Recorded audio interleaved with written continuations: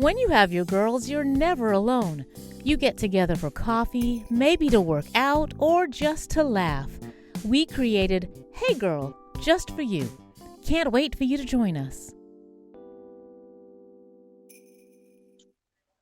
Hey everybody, welcome to Hey Girl. I'm your girl, Kim with an E, and this is episode 95.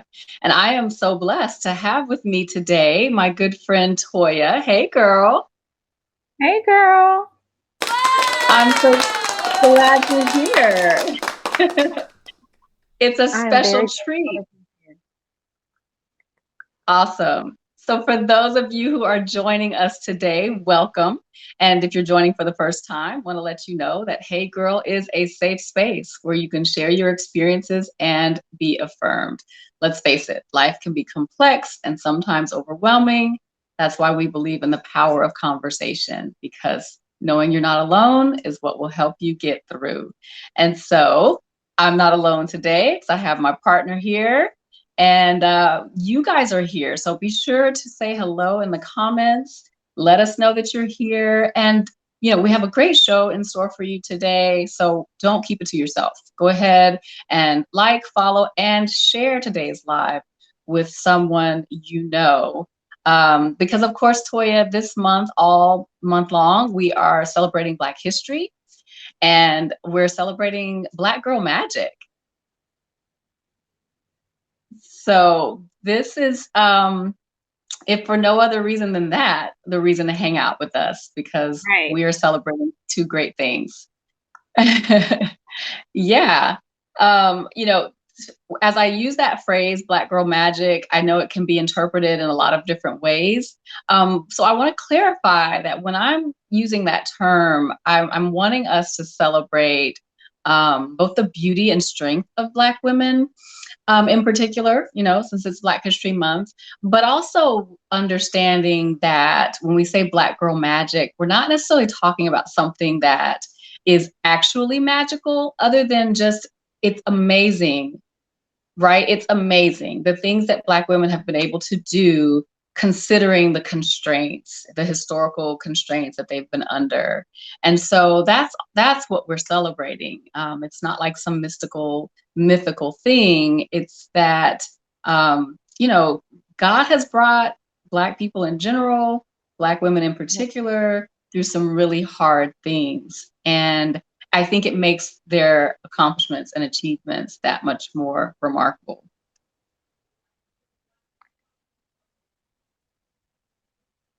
I Do you totally agree? agree. Disagree? I do.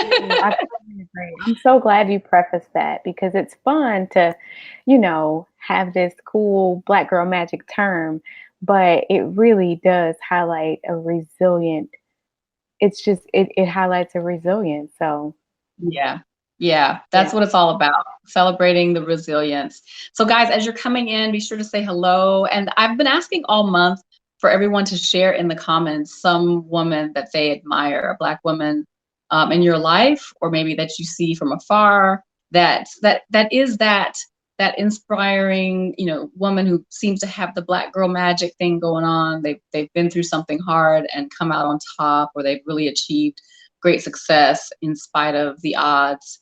Last week we had Cynthia Peon, and she is one who, as she admits, had sort of a winding path to her current successes, but she learned from all of those experiences and has a fantastic job now as a personal chef for the stars, basically, and a whole line of products, seasonings that she has created herself. And I just want to pub quick. If you didn't see last week's show, go back and look at it. It was a great conversation.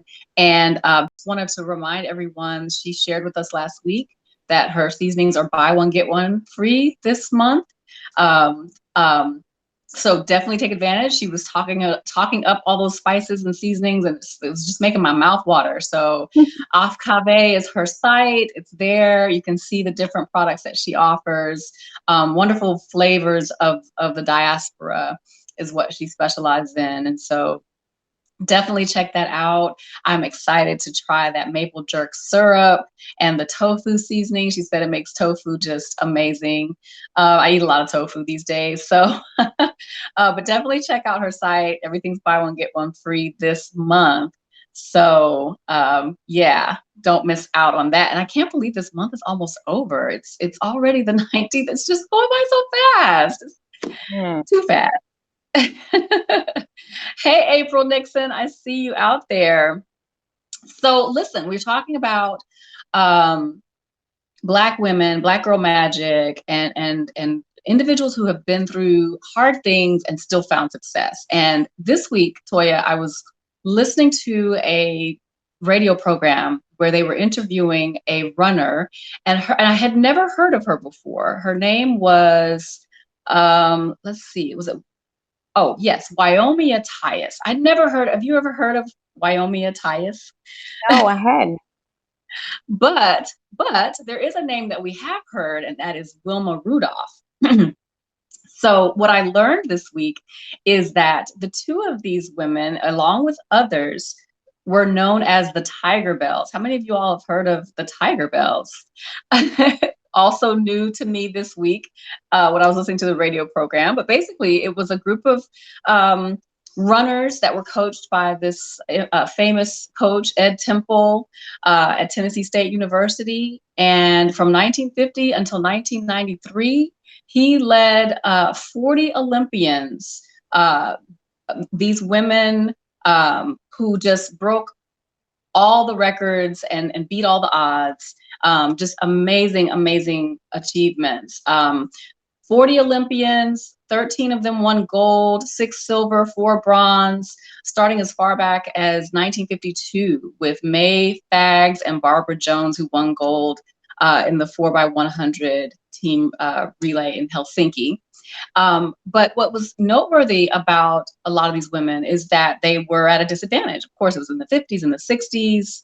You know, they had all of the things against them here in the States, you know, Jim Crow laws, segregation, you know, without access to healthcare. Wilma Rudolph is known to have contracted polio as a child. She was told she would never even walk, much less run, and didn't have access to healthcare because there were whites only hospitals and doctors who wouldn't see her.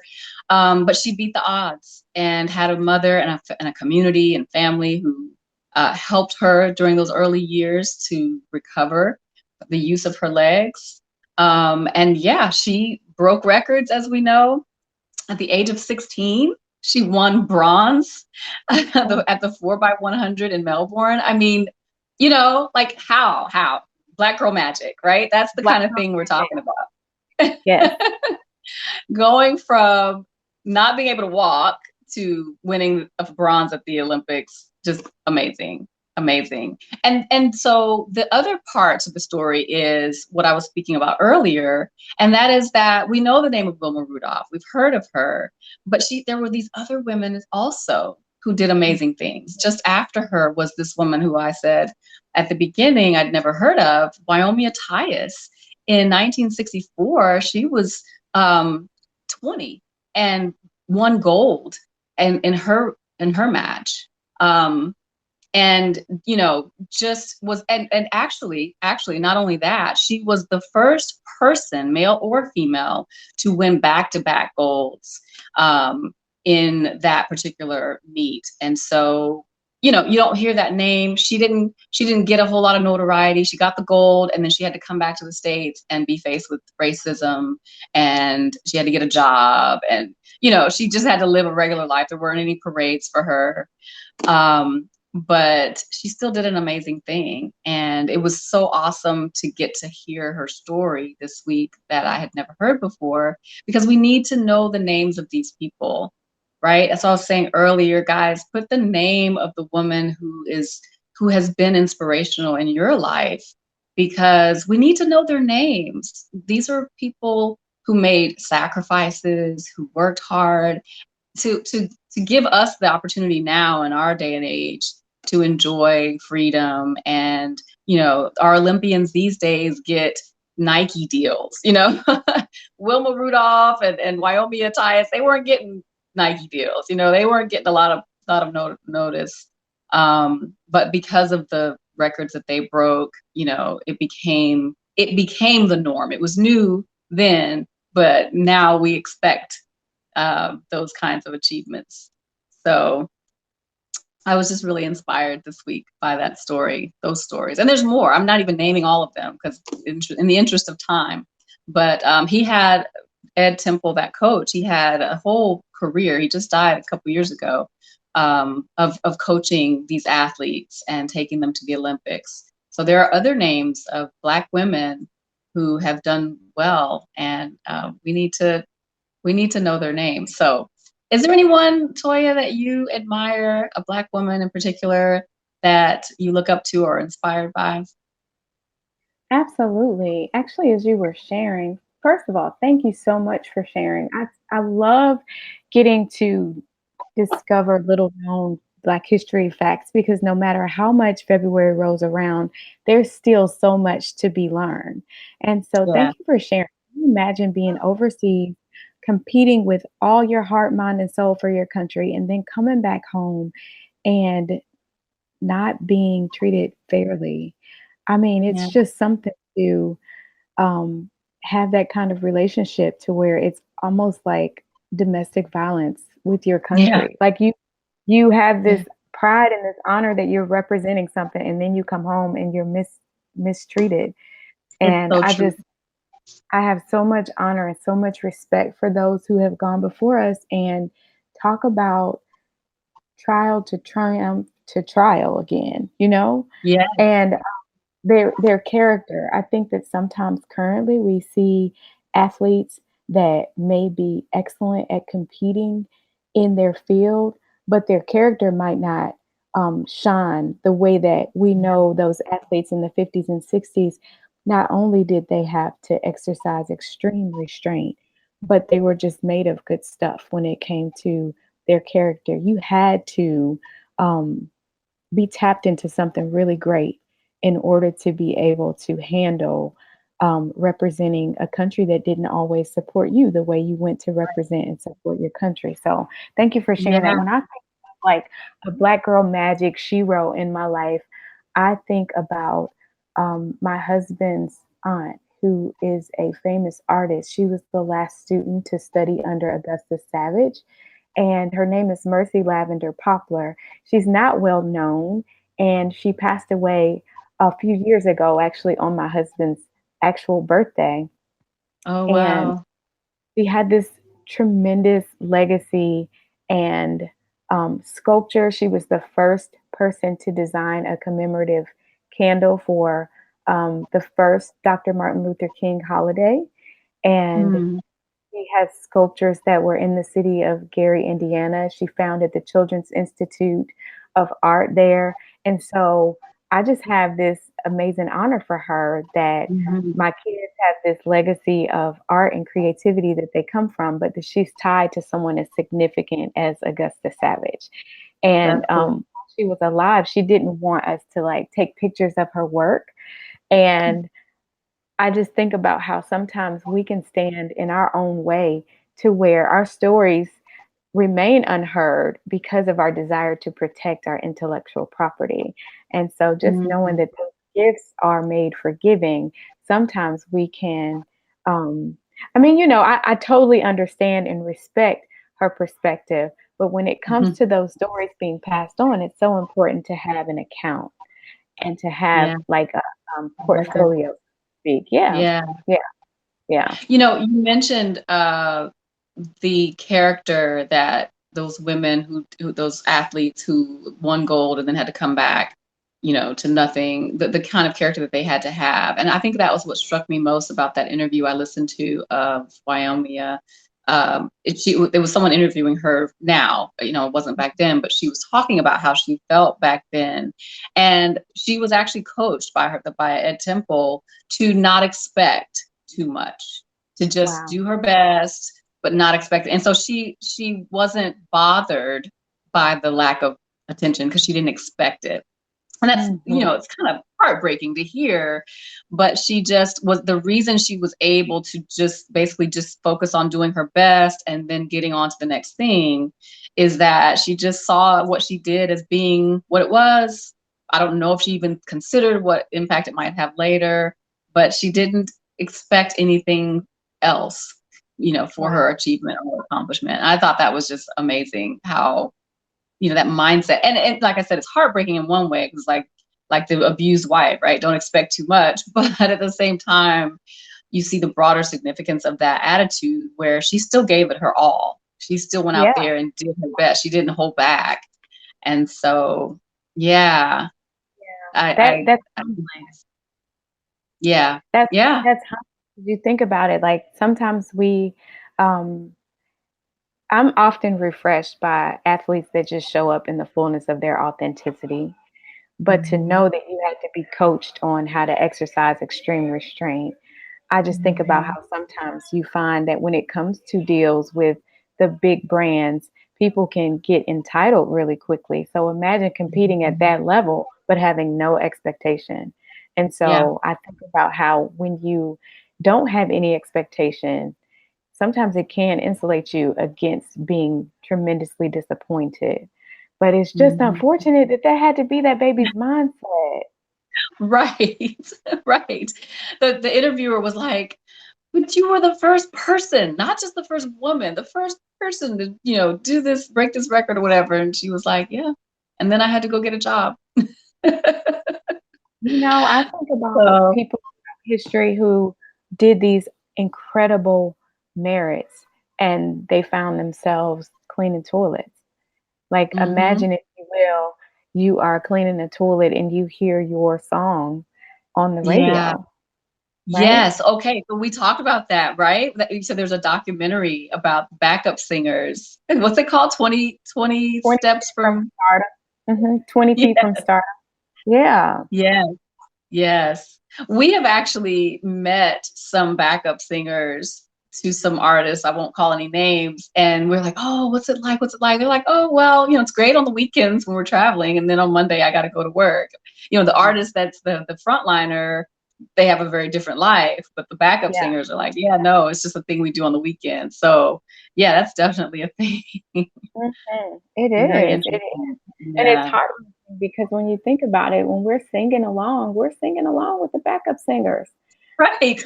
Their part is a lot of times the best part. That's where the harmony is. It's true. So yeah, when I consume, because I have friends who are amazing artists, when I consume their music or just of their creative gift, I can appreciate their character. Like there's a comprehensive appreciation as opposed to just like, yeah, that was good. On to the next. I'm like, these are people and they have lives. Like one of my favorite singers is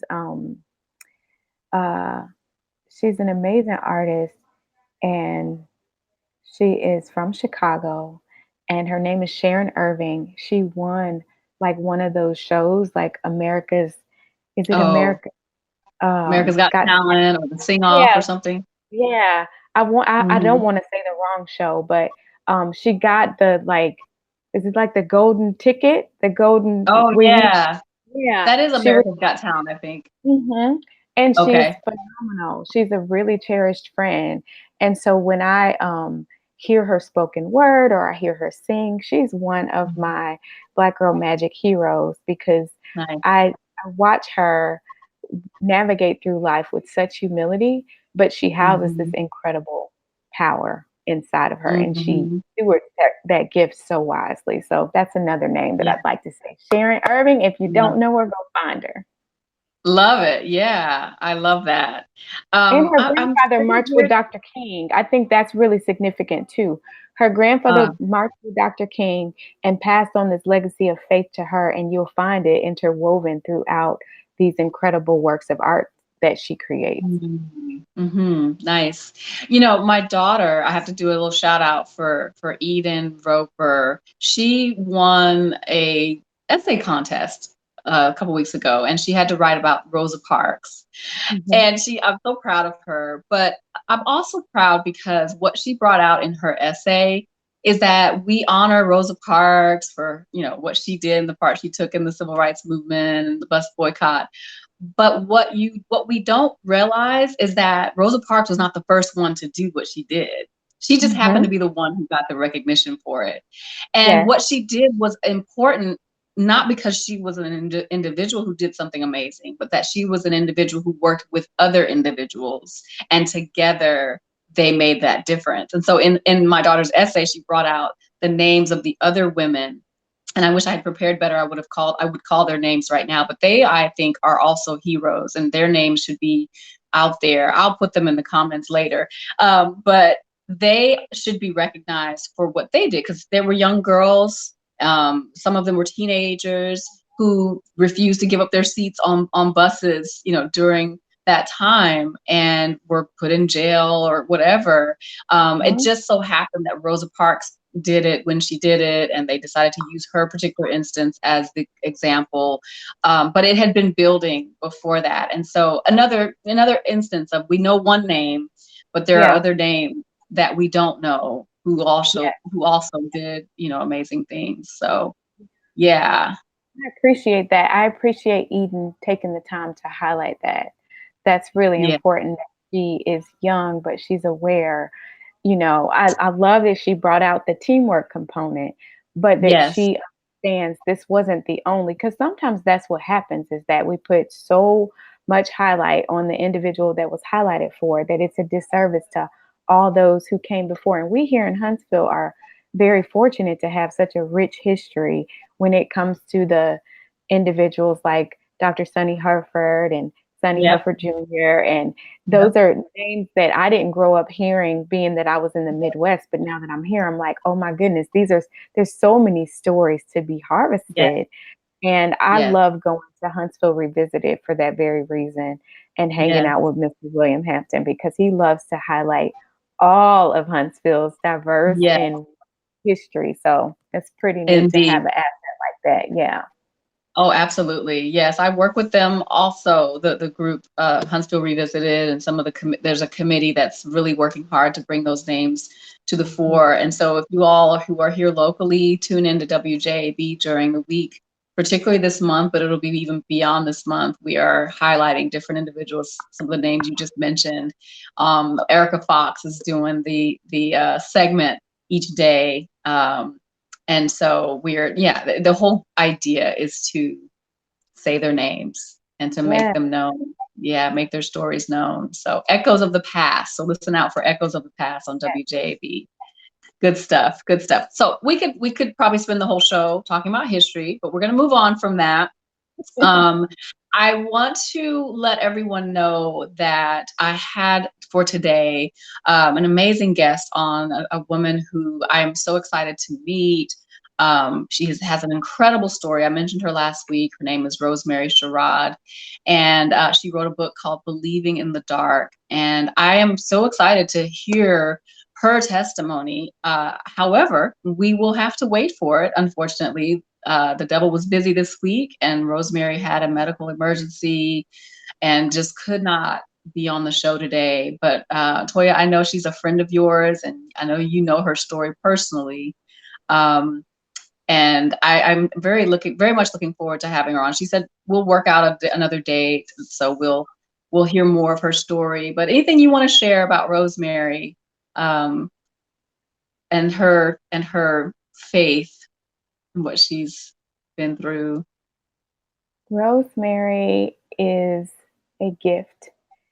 She's not just gifted, she is a gift. And she has a faith and a perseverance that is astounding. She has an old soul. You know how you meet some people and you're like, oh yeah, you've been old since you were young. She exudes that.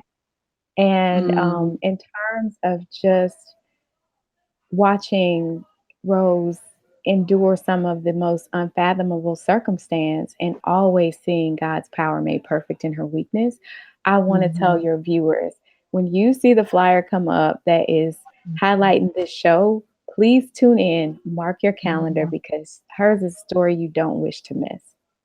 Yeah, I'm like, my heart is I'm trying to prepare myself for it because I know I'm like, you guys probably bring Kleenex because I think it's going to be one of those episodes. But Definitely. I'm also very, very much interested in hearing her story. So you guys definitely tune in. I will definitely let you know when we get the new date for our interview with Rosemary. And in the meantime, you may want to just go check out her book, Believing in the Dark, and you'll get a heads up about what some of those things are that we'll be able to talk about very soon. So, today I thought since we were unable to have Rosemary here, I still want to kind of talk a little bit about this overcoming hard things, because that's what we're really talking about. We're talking about Black girl magic, but we're talking about the magic being this ability to overcome difficulties in spite of the constraints that may be on us, or the burdens that we may carry. The fact that many of us have been able to still endure, persevere, even succeed and achieve amazing things. And the beauty of that is the inspiration that it provides for others. It's not so that we can toot our own horn, talk about how awesome we are, but it's about God working through our brokenness to bring about something beautiful that we couldn't have done on our own. And Mm. I know this is something that you know a little bit about, Toya. We've had some conversations. What do you want to say about that reality? I want to say that that is a reality that sometimes we're least likely to share, but it's the reality that we're most likely to find ourselves in each other's stories. And so, even when I Mhm. think about the title of Rose's book, Believing in the Dark, how many of us have believed in the dark? And her book is an invitation for you to embrace what is blooming in your darkness. But rest assured, Mhm. there is something blooming in all of our darkness, whether we can see that beauty for ashes or not. It's still there if we Mhm. have eyes to see it, and if we have a heart and a mind that are receptive to towards seeking that out. And so, oh, it's just to see how sometimes in life we can really be either outwardly winning and inwardly just feeling like we're about to lose it, or Mhm. sometimes we can be losing everything and Mhm. inwardly be fortified with a strength that we Mhm. know is not our own. And so I think Right. that's the essence of Black Girl Magic, is to say, I don't look like what I've Mhm. been through, or I don't Yeah. currently look like what I'm going through. And I Yeah. just think that's an amazing, like, superpower. And it's not something Yeah. that we can manufacture, but it's definitely Right. something that, even when I look at just how beautiful Black women age, I'm like, that's that's magic. Like, that's God's gift. When I see moms of many that are like super fit and just beautiful, I'm like, that is God's grace to you for being this Mhm. like conduit and vessel for life. So Yeah. anyhow, I could go on and on because I get so excited about just um seeing overcomers, seeing Yeah. resilient spirits, seeing people who um the greater the struggle, the more glorious their triumph is. Yeah. And I think the trick is, when you're going through something, to not give up, to not let go of that faith that you may have had going into that trial, because I think that's the tendency, right? It's like, oh, life is not going well for me right now. I'm going to disengage. I'm going to stop praying. I'm going to stop believing. I'm going to turn to some other, self medicating practices, or things. I think that's the kind of human inclination to do. In Mhm. fact, I have a friend who is not a believer, and he's very much baffled by this whole notion of, holding on to something beyond ourselves, and actually believing it. He's very logical, and he's like, I've read too many books, and I've studied too many things. I'm trying to like reason everything out, and make sense of everything in my, basically he's trying to make sense of it in his own mind, and it doesn't make Mhm. sense. So he's abandoning the faith. And so I often don't know how to respond, because the magic is, faith is something that you cannot see. It's not Yeah. something that, faith is the substance of things hoped for, the evidence of things not seen. And so he's Yeah. like, how can you believe? And I'm just like, I don't know. I just know what I know when I'm in God's will and I'm reading the word and I'm praying and I'm studying. I may not always be happy, things aren't always going great, but I can't let go of that belief that I have. And I don't know how to explain it in logical terms. It just is something that I hold to. Yeah. Well, I can totally identify. And I think that the lack of an ability to explain it is what peace that surpasses all understanding look like. It's like, this piece don't make sense that I have. I can't explain it, but it's definitely a piece that I know I can't manufacture within myself, which keeps you connected to that hope that anchors your soul, because you're like, I can't even explain it. Like, it literally is peace that I cannot explain. And that is a comfort to know that you can experience that, but it is heart-wrenching when you want to convey that to someone else. And I think it's best exhibited through action and lifestyle and how you love well, as opposed to, like, logic is something we can't rely on when it comes to modeling that in the life of someone else. It's something that's best lived out with how we do respond to life's trials when they hit. And so when life's trials hit, Mhm. what do you tell people? So like you walked through Rosemary's hard time period. You were there for her when she was dealing with what she had to deal with. And I know you've helped others as well. What kind of things do you say to your friends when they're in those difficult periods?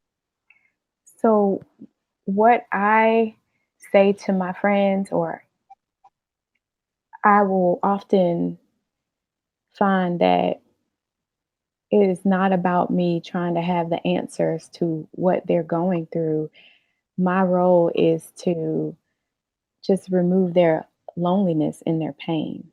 So I think the first thing is just being present with them in their pain.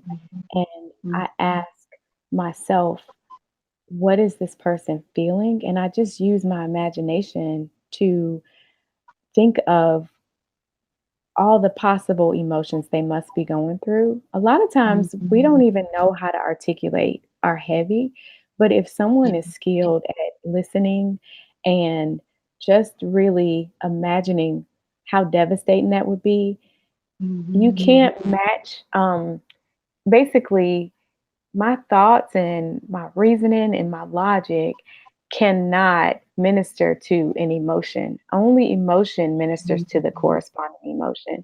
So to be devastated, I can express my devastation with you. I can say, I can imagine how hard that must be. But it's not the time for me to preach you happy, because chances are, the same scripture that I know that's hidden in your heart, it's hidden in mine. But it is a comfort for someone to be able to articulate that which you wish you could say. Sometimes you don't know that you're angry, but if somebody said, I can imagine maybe that makes you angry too, all of a sudden you feel like that's allowed, and you feel validated and seen and heard.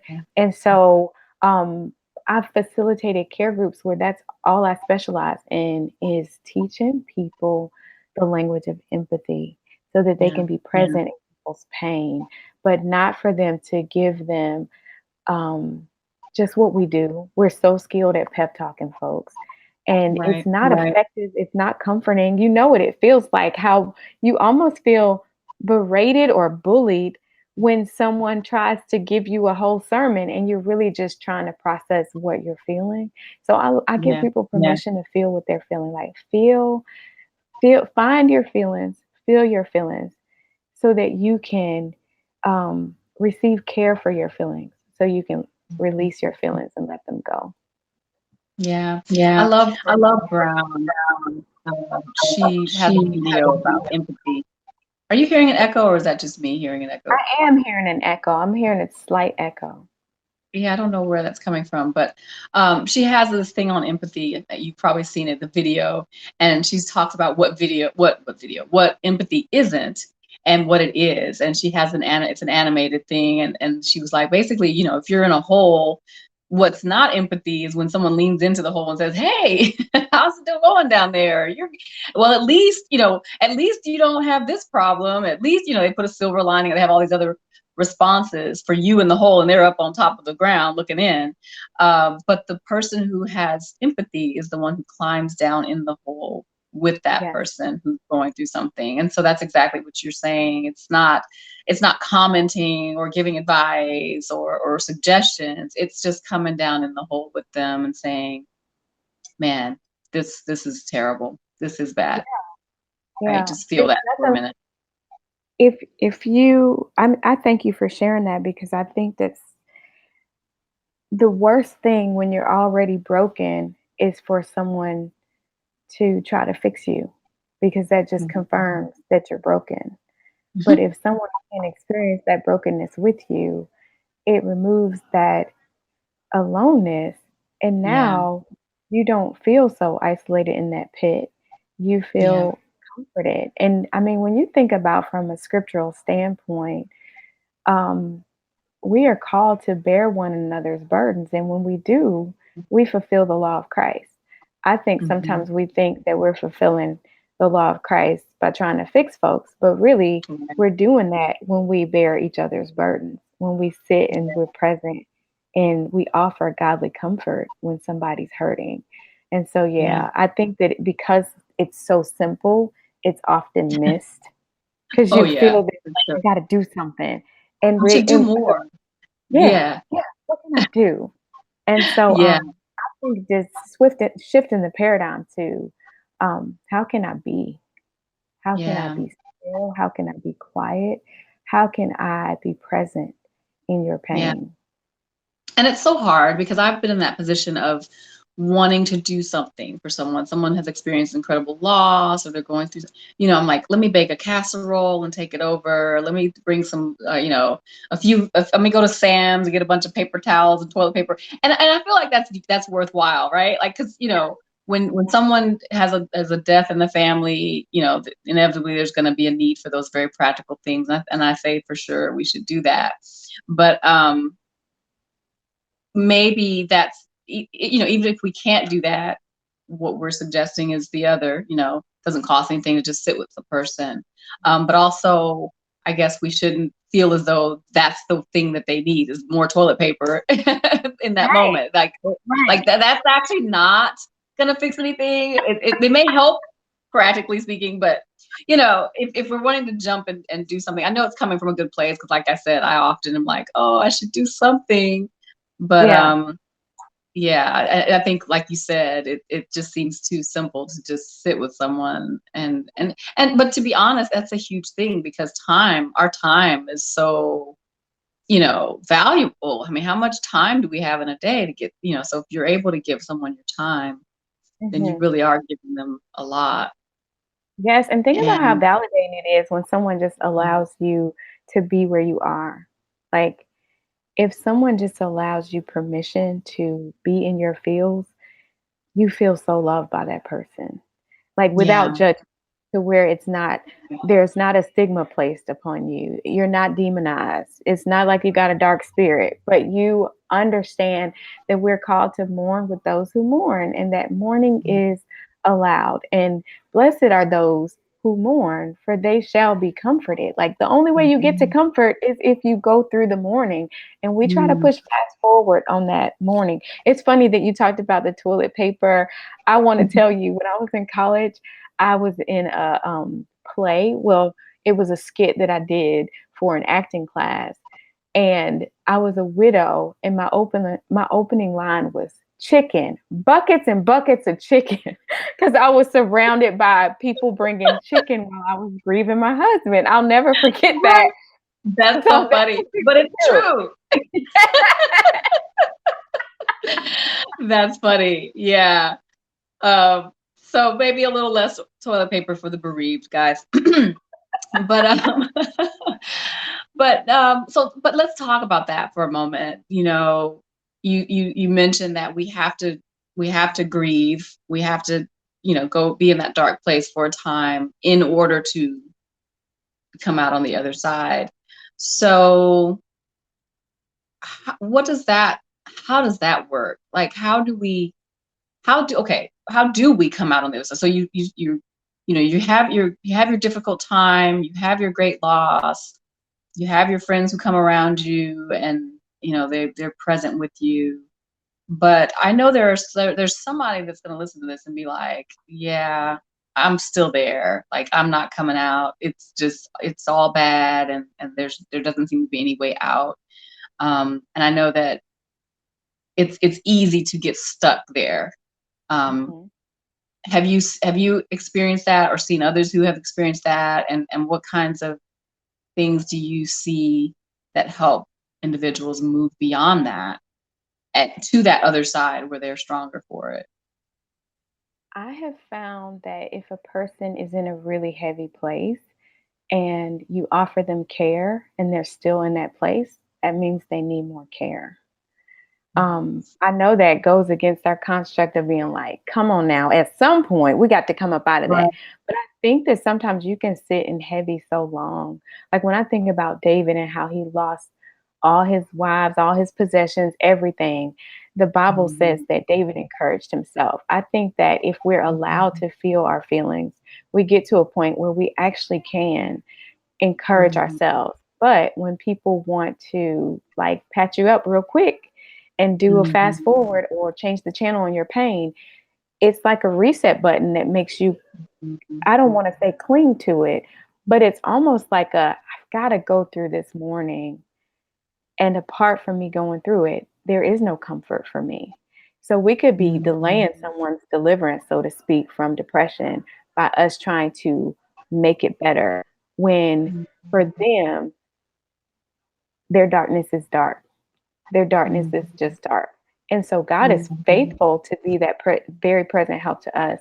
But I think that when we acknowledge how we are powerless, like unless we're going to appoint ourselves to be Holy Ghost Jr. in somebody's life, we really are powerless. The greatest thing, like when we say all we can do is pray, that's really the greatest thing we can do is pray. Because when we take Mhm. matters into our own hands, we tend to mishandle people in their pain. Yeah. And so they may Yeah. not answer your question directly, but I Yeah. don't think it's a hard and fast rule on how you help someone come out of that pit, aside from being Mhm. willing um, to carry that load with them and help them to be able to really process and Mhm. understand that it's okay. Like if if if we experience loss, it is okay for grief and gratitude to coexist. If I say that Mhm. I'm grieving a loss of something, that doesn't mean I wasn't grateful for that person in my life. It just means that Mhm. right now, in the midst of me being grateful, I'm also deeply grieved that they're gone. Mhm. I'm not going to stay here forever, but if you tell me that I should only feel gratitude and not feel grief, Mhm. then I'm going to be more likely to hold on to this grief a little bit longer because I feel like if I stop grieving them, you're trying to take away the fact that they filled this void in my life. I'll use the perfect example. I used to grieve every year and to the date that my father passed.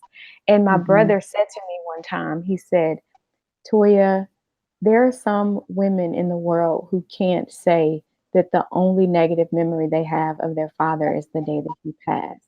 It was almost like he Mhm. recognized that I was inducing this really deep, deep pain.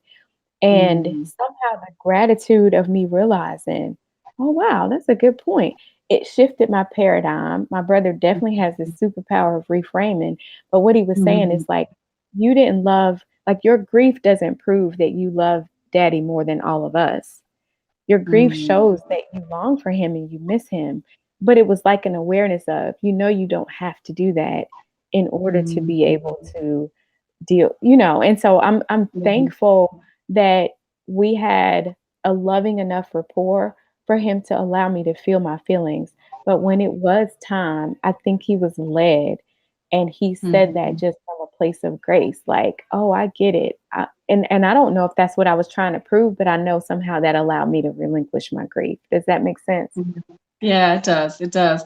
And, we talk about time, like what's the acceptable period of time for you to be, in that place.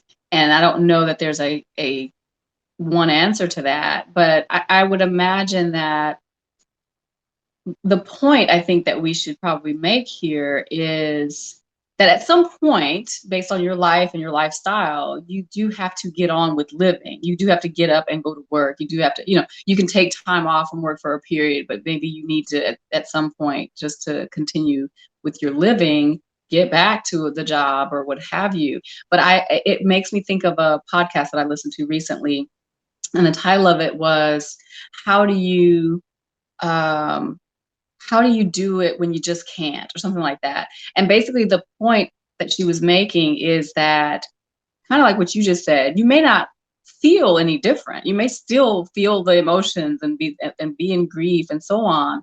But you get up, you take a shower, you do your hair, you put on your lipstick and your high heels and your business suit, and you go into work and you do whatever the thing is that is necessary. Still feeling what you feel, still feeling like you can't because of the heartache or the pain, but just doing what you can. And that was sort of what the podcaster was saying. She was like, no, you're not going to be necessarily at 100, at 100% on that particular day when you're feeling that way, but you bring what you have to the job or to the thing that is needed, and you continue feeling what you feel. And so I guess what we should probably also say, and particularly for those of us who may be trying to comfort someone, that we can help them with that, right? So when they need to get back to the job, or they need to get back to the family, or whatever the responsibilities are, we can assist them in getting back, doing the actions, and the feelings will follow, right? So like the emotion may lessen as time goes on, but maybe the thing we don't get stuck in is the inactivity, because of course there are still responsibilities and things that have to be taken care of. And so that may also be where we can come along to assist the person who's grieving, while still letting them have those emotions.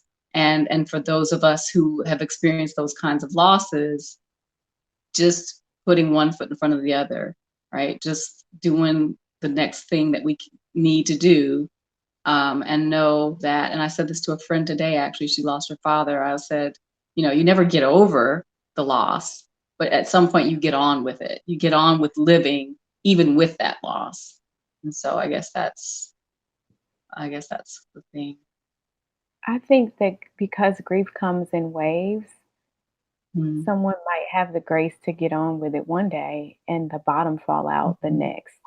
And I think Yeah. normalizing that is important, in the sense that Mm-hmm. sometimes therapy might be needed. Like, there's so many times that as a friend, we have our own framework that we are working with, and we'll think, okay, child, enough is enough. You've been in this bed Right. for too long. And the reality is, if a person has no will to go on, that is a huge indication that something is off kilter and they may need outside Mm-hmm. assistance. Oh And yeah. just trusting that, um, I think acknowledging that, again, we don't have to have the answers, but we can just be present with them, and we can survey. We can ask and check with them and say, what do you need to be okay? Mm-hmm. And there have been times where I myself have been in such a low place that the most comforting thing is to hear someone say, what do you need? And I've Mm-hmm. realized sometimes that I'm so inclined to being excited that God's power was made perfect in my weakness. I'm so inclined that He was a very present help in my suffering, that I have forgot to even articulate what I need. And so I Mm-hmm. recently went through that, to where I was like, someone texted me and was like, you've been on my heart. And I just was wondering, what do you need? And so I was like, I need a miracle. I need this. But I realized then, like, God, I'm sorry. I hadn't even told you what I needed. I was just thankful that you were carrying me through, but I did not even Mm-hmm. go a step further and acknowledge to you. So I think that asking curious questions is key, because Mm-hmm. sometimes, I mean, think of Jesus did it throughout the Bible. Mm-hmm. He would ask a question and it would lead to the greatest answer, which was always back to him. And so I Yeah. just think people, because even in the slightest way, if you are in a super vulnerable, fragile state and someone tries to give you that umph to help you triumph, it can make you shatter if you prematurely manufacture being strong for them, but really you're still crumbling and falling apart. Yeah. It made me think about the story of the leper who was near the pool of, but that pool of, what's it called? Yes, The water that they would try to get healing. And Jesus yes, came along and said, "Do you want to be healed?" And he's like, "Oh, nobody can help me get in the water." And he's like, "That's not what I asked you." exactly. Because Exactly. because also sometimes the individual is unable to articulate Yeah. what they need. They have to think about it. What do I need? I'm not even sure what I, I've been thinking Mhm. this is what I needed, but maybe it's something else. And the man was so worried about trying to get in the water, he wasn't even able to answer the question about the healing, which is actually Yeah. what he needed. Yeah. Yeah. Or he was just busy rehearsing his same narrative that he told Right, everybody else. Realized like you have the greatest physician in your presence right now. right, And so right. I think that's what we do. It's almost like I'm going to give you the long story short. And it's like, no, I need you to give me what you really need. Right. And The so bottom based line. on Yeah. personality too, sometimes it can be, you have people who are adverse to vulnerability. So they will try Yeah. to armor themselves up even if they're not ready. You'll have people that vulnerability is comforting for them. So if melancholy is their Mhm. jam, they might want to hold on to that a little bit longer. Mhm. But I think in time is definitely the key. I mean, when I think about some of my favorite people passed away years ago, but the sun can shine a certain way. A song can come on. I can smell something, and Mhm. I am longing for their presence in the earth Yeah. as if it happened yesterday. So you just can't Oh put a yeah. time. Yeah. Oh yeah, yeah, yeah. Like, yeah, for sure. I would never suggest that, when you get up out of bed and go back to work, that's the end of it. Yeah. It's just your life will always be different from that point on. And absolutely those waves of sadness will come at the most random times. I've definitely experienced that. Maybe a year or so after my grandmother passed, I just happened to be driving by the senior center where I used to take her all the time. And I just started boo-hooing. I mean, it was a year later, couldn't have even expected that emotion to come up. So, but it certainly is normal. And like I said, we don't get over it. We just get on with it, meaning we get on with living, but we carry Yeah. that grief with us everywhere we go, for sure. hmm And I love Yeah. how that loss causes us to savor what is left. Like, I think that Yeah. death has a way of making you just appreciate life in a way that Yeah. you were so busy living life that the last thing you think will make you appreciate even more abundant life is death. But Yeah. you see the brevity of life, and all of a sudden you savor, or you can replay with vivid recall your last conversation with your grandmother. But if she were here Yeah. and I said, "What did your grandmother say last week?" And you're like, "Child, I don't know. She just wanted to go to Costco." Right? Right. Yes. Very true. That's Yeah. very true. Mhm. Yeah, and that's so true, and maybe that's a good way to look at the things that we grieve or mourn is what they taught us, what the experience when we had those things or those individuals, what that taught us during the time that we had them, and then now that we don't anymore, what we can look back on with gratefulness that we have as a result of that relationship, or what we're left with, or those things that we can still hold to, and certainly, absolutely, the best lesson from death in particular is the appreciation for life. Every time I have lost someone, I have become closer to someone who's still living. Yes. When I lost my father, my siblings and I were with him, and we became closer. When I lost my grandmother, there were family members who came together that we hadn't done so prior to. And so, um, yeah, I think that certainly is the blessing.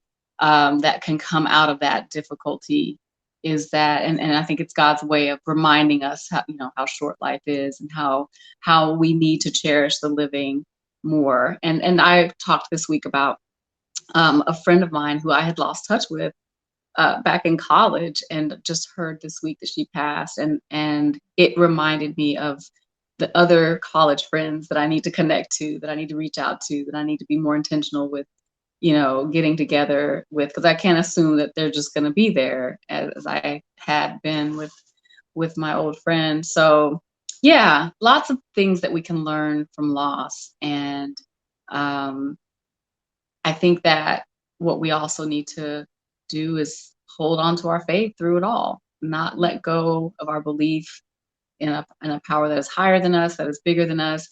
Ironically, and I'm going to end with this point, my husband did a presentation today about um, building Black wealth, and he was talking about the stock market.